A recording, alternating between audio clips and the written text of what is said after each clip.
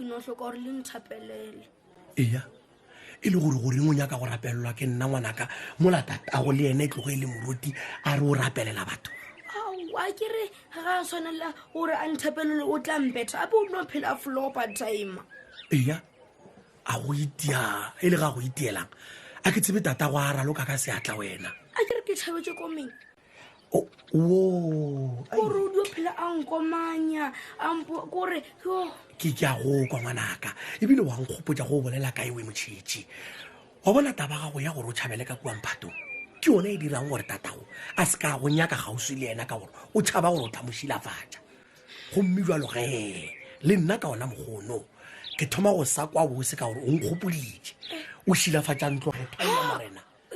bjale le re gore ke satla ka mo kerekeng a go nela go feta leo le le botse motšhitši wa ke sa tshwanela go tla ka mo kerekeng a nkere o šilafetse o tšhabetse komeng sepela le difenyana tše tša gago ngwane o ye a laolege mane ka moganong a sa loka ebile go tla nyaka gore ke name ke rapelele lefelo le pele go senyega go ya pele ka gore o šitša le moruti a banku ankompotse moruti kanti le dirileng dialite wa motsobane na ai motšhitši a tloge pisa mana a sepele ke moraketse gore o šilafatša ntlogetho ya morena bale kompotse moruti na di mentse di ba namelang di-taxi ba etswa magong ba bangwe ba etswa gona dikomeng ba šilafatša batho ba ba leng ka mogara ga taxi na jolo le wena o tla nthenna o tletse tsona tseo mo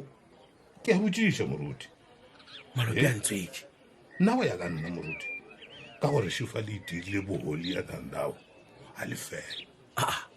le se ka tshwenya ngwanola ka gae ba matter wena moruti o nkoba ka mo kerekeng ga ka commita suicide le gore ke lena le nang le molato nko tlogele go mpolelela dikgowa mane pisa mano mpotsa ka di-commita suicide le difetse di bego di bolelwa ke ena motšhitši ga a tloga mo